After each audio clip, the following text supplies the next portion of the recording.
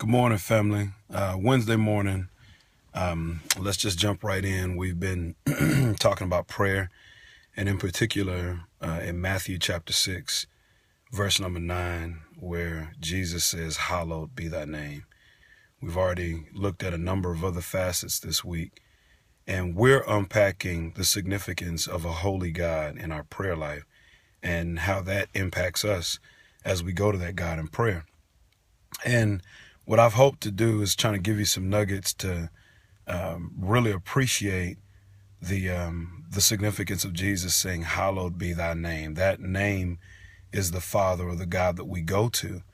But we've appreciated the fact that it says something about how we regard our God, how he is uniquely set apart in our mind in an exclusive manner, and how nobody can compromise that position. But then in addition to that, the renown of your God says something about what he brings to your life. Nobody can do what God can do. Nobody has the position that God has. But today I want to challenge you to kind of go a little bit further in the beauty of prayer. Prayer is an unseen thing. Prayer is a spiritual discipline. Prayer is something that you offer up to an unseen God who then manifests his power in a world that you live in. But the thing about that unseen God that you lift up prayer to is that his fingerprints are over everything. His hand is involved in everything. But in the unseen realm that you and I aren't regularly invited into, there is a reality about the God that we serve. And that God, being a holy God, is always in concert and in company with beings that regard him and that speak to the awesomeness of who he is. In fact, I want to invite you to look at like 3 passages today when you cut this recording off. Look at Isaiah chapter 6.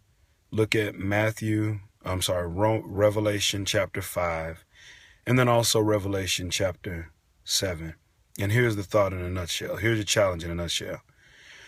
Remember that this holy God has regents, an innumerable amount of regents that laud and applaud his glory and his majesty on an ongoing basis.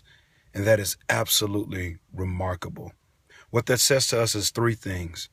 We are invited into an unseen reality, and that unseen reality is colored by Jesus, the Father, and the Holy Spirit, all being applauded by angels on an ongoing basis.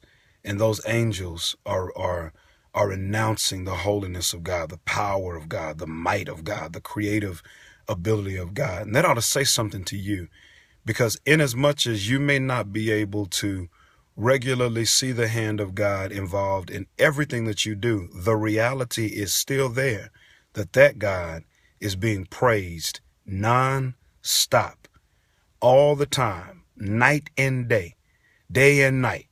And even though we know in heaven there is no night, it's just always day, because God is there. So there's an unseen reality moving right now on an ongoing basis.